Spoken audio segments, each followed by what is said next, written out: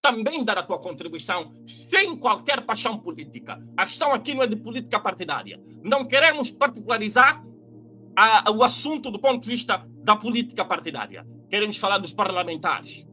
Queremos falar daqueles que têm a obrigação constitucional de expressar a vontade soberana do povo angolano nos termos da norma do artigo 141, número 1 da Constituição da República de Angola. Queremos falar daqueles que, por sinal, lhes demos a faculdade, o poder, indigitamos, e é assim que ocorre nas democracias representativas com assento parlamentar, é essa transferência de poder, de responsabilidade, de atribuições e tarefas. Porque não podemos estar lá todos. Naturalmente, como não podemos estar lá todos, tem que existir um contingente de angolanos que certamente poderão atender os desígnios, a vontade do povo angolano no seu todo. Pedimos desde já que aproveita também partilhar esta mensagem, porque certamente esta mensagem pode edificar algumas consciências, porque precisamos sair da mesmice. Precisamos entender que o militante não é cobaia partidário.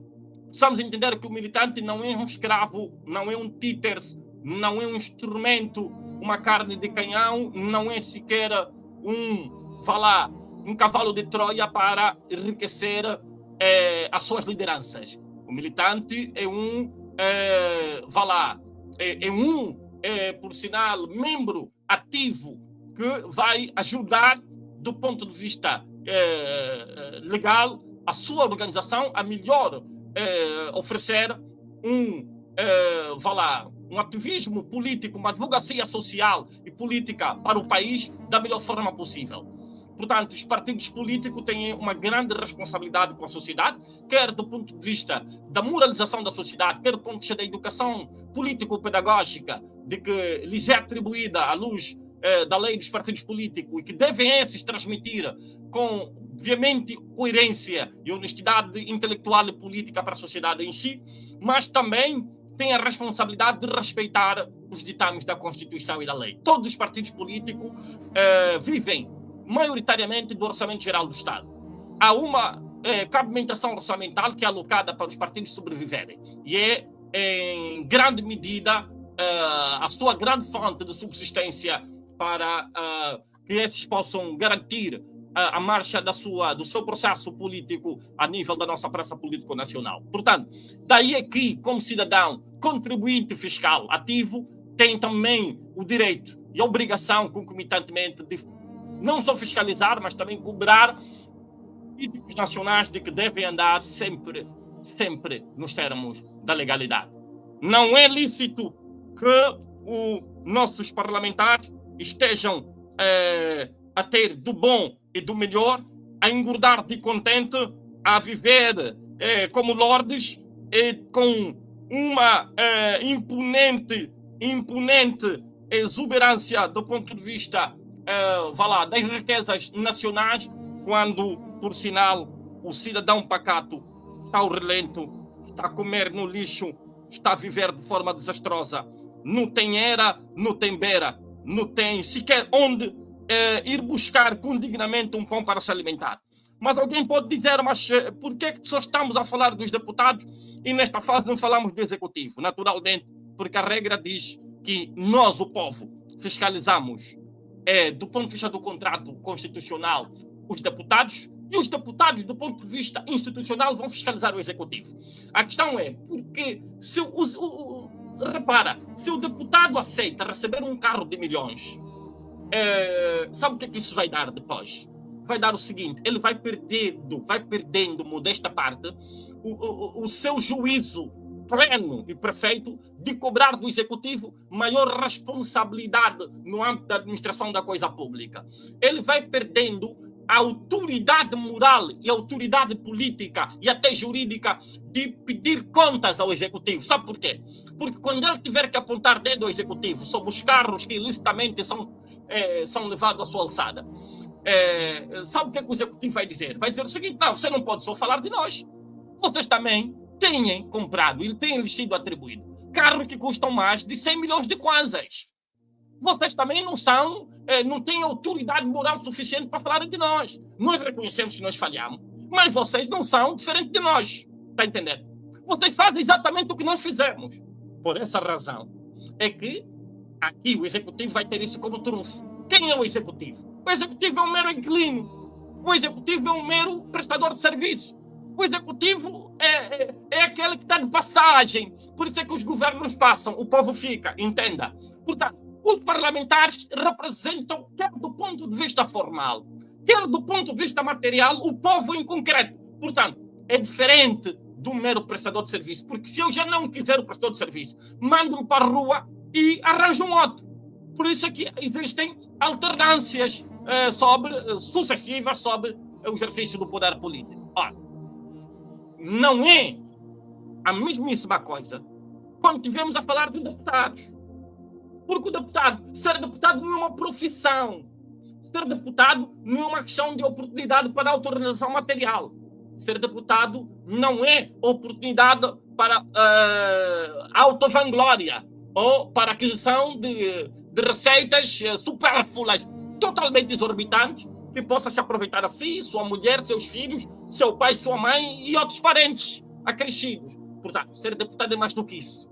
É uma missão com a pátria. É realmente uma responsabilidade acrescida de qualquer outra. É um sacerdócio. É como ser pastor para cuidar das ovelhas. É como ser um apóstolo.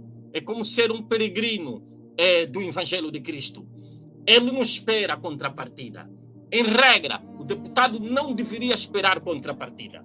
Em regra, o que ele podia ter é o mínimo de um estímulo qualquer para lhe ajudar a continuar efetivamente a discutir com brio, com dedicação, com lisura, com equidistância, com transparência, com justiça, o interesse superior dos angolanos. Ser deputado não pode significar o que temos visto. Por isso é que temos deputados muito exibicionistas, muito de uma alta vanglória muito grande, que esbanjam património e destilam isso em redes sociais. Temos deputados com muita vaidade que não percebe que o povo que lhe indigitou a responsabilidade de lhe representar é mais importante do que ele, porque é o soberano, é a maioria de angolano, é o soberano povo. Não é possível que quem me representa esteja a viver de contente, a comer da boa iguaria, a beber do bom solvete, a viver de um casarão totalmente imponente, a andar num carro fora do normal, porque em momento normal, isso tinha que despoletar um escândalo sem igual. É assim que ocorre nos países altamente democráticos, nos países altamente desenvolvidos, onde o povo tem ciência dos seus direitos e sabe cobrar de forma pontual a reparação de direitos violados. Portanto, o que nós queremos aqui lançar como mensagem é que, efetivamente, qualquer cidadão deve se fazer ouvir. O grande problema é que nós queremos normalizar a injustiça. Talvez muitos porque têm interesses partidários. Muitos porque são tidos como aqueles que são os cavalos de Troia para vir em defesa das pessoas, dos políticos que possivelmente têm os agraciado com outro favor patrimonial, pecuniários, etc, etc. Outros porque defendem seus parentes, que estão diretamente a beneficiar desses privilégios. Tantos outros que, naturalmente, vivem das propinas de que os políticos lhes têm oferecido. Portanto, aquele angolano que se sente que, em igualdade constitucional, deve, nos termos da própria ordem constitucional, mormente à luz do artigo 52, participar ativamente para a construção do alavanque do processo, ou seja, do progresso, do desenvolvimento sustentável da nação, deve cobrar, deve reivindicar, deve protestar, deve repudiar atos indecorosos, atos que andam em contramão com a normalidade dos princípios estruturantes que devem nortear o exercício desta atividade sacerdotal. Portanto, nós temos muitos bons amigos deputados, mas a questão não é de amiguismo, não é de afinidade, a questão não é de compadrio, a questão é de justiça. A justiça e o direito estão em conflito permanente. Alguém pode dizer, não, mas tem aqui, mas decorre da lei, do estatuto orgânico. Sim, mas eu te pergunto, quem aprovou esse estatuto? São os deputados. Vê o que é grave. Quem aprovou? São os deputados. E são eles que foram buscar um manancial de regalias de mordomias, de benesses no seu próprio interesse. Aprovaram, quer dizer, isso até do ponto de vista daquilo que tem a ver com o princípio da probidade pública é um ato de improbidade, é um ato de imoralidade política. É um ato de imoralidade política. Porque, repara, não posso ser eu a aprovar a lei e a auto-me atribuir os benefícios que aqui estão consagrados no meu próprio interesse em desfavor do povo, da maioria esmagadora de angolano. Portanto, seria de todo razoável e muito mais sensível, muito mais humano, muito mais patriótico se os nossos queridos deputados tivessem humildade suficiente e aqui lanço repto para qualquer dos grupos parlamentares com assento parlamentar a nível da Assembleia Nacional que toma a coragem de ter a iniciativa de pedir a alteração substancial deste diploma que está aqui. Pedir a alteração substancial deste diploma. Nós queremos ver qual dos grupos parlamentares terá a ousadia de dizer não, o povo tem razão. Não, não é normal. Nós não podemos estar aqui a estar descontentes com as benesses, com as regalias, mas enquanto isso, aqueles que dizemos representar estão a viver na penúria, estão a viver na extrema indigente pobreza, estão a viver ao relento. Muitas crianças sem abrigo, sem proteção social, fora do sistema quer de saúde, quer de educação, sem qualquer valor de proteção humana e ao relento estão sem era e sem beira, sem qualquer proteção sequer. Portanto, nós queremos deputados que se doam a si para que os outros vivam. Queremos deputado que diga não para si para que os outros beneficiem. Queremos deputado que, de resto, ele consiga perceber que o mais importante é efetivamente garantir não só a estabilidade do bem-estar socioeconômico das famílias angolanas, mas a efetiva justiça social, a realização da justiça social. Portanto, nós estamos numa fase de recolha massiva das assinaturas. Você que quer ser parte desta digressão histórica, porque um dia terás o privilégio de dizer que você também foi parte deste processo. Você também ajudou a relembrar os nossos deputados que deve haver, sim, mudança de mentalidade. Deve haver, sim, alteração substancial do quadro da situação. Você quer participar, porque eu poderia, em sentido particular, poderia, como sempre, filo, normalmente, porque muitas das vezes os trabalhos em grupo têm tendência de não correr tal como preconizamos, mas no âmbito do espírito patriótico, porque não é uma missão particular, não é uma missão de interesse pessoal, nós preferimos alargar, chamando a si, meu irmão, também a responsabilidade de ser consignatário desta nota de repúdio. Você que é intelectual, você que é uma pessoa humilde de intelectualidade, você que, por razões adversas, não tenha, por sinal, o entendimento transversal sobre os fenômenos da política nacional, mas que queira fazer parte, você também está a ser convidado agora.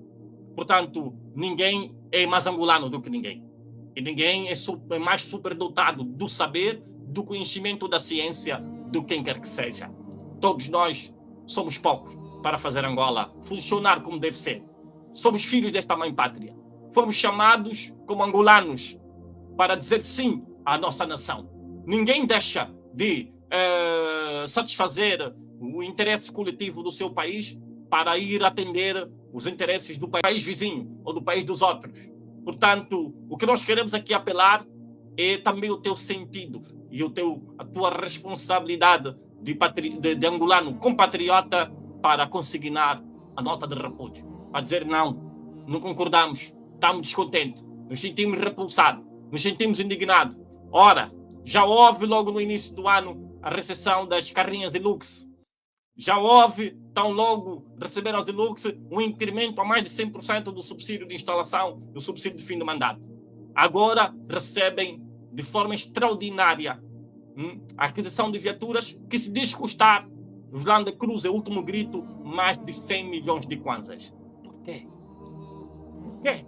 Por que não poderiam, por exemplo, mesmo que quisessem fazer um reforço ao seu leque, à sua coleção de viaturas, porque são muitas que recebem cada ano parlamentar, por que não compraram aquele chefe máquina igual dos padres, por exemplo, todo o terreno, chefe máquina, para, né, se quisessem fazer um reforço às Hilux, fora os deputados que já estão no parlamento há mais de 20 anos, que têm uma variedade de carros sem igual. Portanto, o que nós queremos aqui dizer, fora esses deputados, que já têm uma variedade de carros sem igual, portanto, o que justifica numa fase dessa ter que se comprar carros com preços super potentes? Por quê? Por que não compraram um carro mais humilde? Porque eu acredito, aqui fazendo uma cogitação meramente hipotética, que se o parlamento colocasse à disposição carros de menor valor econômico, por exemplo, I10, um exemplo, I10, olha, vamos distribuir para além das Hilux, tem mais de I10 para cada deputado. Sabe o que é que muitos viriam fazer? Faziam um facto político. Muitos fariam, tenho certeza que fariam. Sabe o que diriam? Não. Já nos deram agora a Hilux, houve o aumento do subsídio, não precisamos mais de carro nenhum. Nessa fase não vale a pena, o povo está a sofrer, nós estamos a favor do povo, não podemos estar a receber toda hora carros, porque o povo está a sofrer, então não vale a pena. Eu pelo menos não recebo, não vale a pena. Sabe por quê? Porque o I10 ele consegue comprar com o dinheiro dele. O I10 ele consegue comprar. Mas o Landa Cruz, o último grito, de 100 milhões de kwanzas, conta-se aos dedos quantos deputados conseguem comprar com o seu próprio dinheiro. Dinheiro do seu sacrifício, dinheiro do seu suor. Muitos são ricos, porque muitos foram acumulando riquezas primitivas desde muito tempo. Mas são poucos. Sobretudo aqueles que são recentes a nível do parlamento, não conseguiriam comprar um carro de mais de 100 milhões de kwanza. Não conseguiriam. Muitos deputados, lamentavelmente, são pobres. Muitos são pobres. E repara, por quê? Porque também a forma de ser deputado em Angola não ajuda a uma melhor seleção do povo que devia, por maioria de razão, ter que selecionar de forma criteriosa aqueles que deviam lhe representar. Porque qualquer um pode ser deputado em Angola, basta que seja da preferência das lideranças para ser colocado numa lista e ter a sorte de se fazer presente à Casa das Leis. Qualquer um, não precisa ser jurista, não precisa ser formado, não precisa ser até uma pessoa com nível de escolaridade alta, basta que seja da simpatia da liderança. São os líderes que selecionam, a seu belo prazer, quem eles querem que faça parte da sua lista, da lista da sua agremiação política como deputado para aquele ato parlamentar ou para aquela legislatura em concreto. Portanto, com isso dificulta grandemente a possibilidade de ser o povo, através aqui de um ato de eleição direta, que não é o nosso caso, não é? Porque a nossa forma é indireta, de selecionar quem seriam os angolanos, que de facto mereceriam lá estar. Seria de se contar com o dedo. Portanto, sem mais delongas, nós não queremos nos devagar muito, queremos dizer que a nota está feita, nós vamos remeter nos próximos dias, estamos agora a continuar com a campanha de recolha de assinaturas, queremos, no mínimo recolher 500 assinaturas, você, meu irmão, meu compatriota que me está a ouvir, independentemente da tua ligação política, independentemente da tua afinidade, da tua paixão política partidária, você é angolano, você nasceu antes de tudo angolano, ninguém nasceu partidário. É um dado adquirido, que se adquiriu com o tempo. E, tal como você entrou de forma livre, também quando quiser, você pode sair, pode deixar-se já não se rever com os ideais filosóficos da tua agremiação política, você pode sair naturalmente. Você não é preso político partidário de quem quer que seja. Portanto, o que queremos fazer é um exercício de cidadania no âmbito da construção de uma Angola nova, da mudança substancial da forma de pensar dos políticos em Angola. Os políticos têm que deixar de pensar para eles, têm que pensar para o povo. Têm que viver de forma sacrificável, tal como esse povo sofre. Um pai não pode estar à mesa a comer da boa picanha, do bom bife, e o filho está no que... Um pai não pode, enquanto em casa não deixou nada, ir à casa do vizinho se alimentar e os filhos não têm nada para comer em casa. Esse não é um verdadeiro progenitor, porque não está em condições de dar a vida a favor dos seus filhos. Mas olha, algo muito engraçado para terminar aqui. Tem graças que os políticos de Angola amam muito os seus filhos biológicos. Várias são as vezes que temos visto demonstração de amor, de empatia, de muitos políticos, governantes em Angola a favor dos seus filhos. Filhos biológicos. Não será que se também conseguissem perceber que este amor que têm pelos seus filhos biológicos, se fosse transversal aos seus filhos político-social, na base do contrato social, teríamos uma Angola de sonho e uma Angola realizável a todos os angolanos, uma Angola que de facto podia prestigiar, congratular os angolanos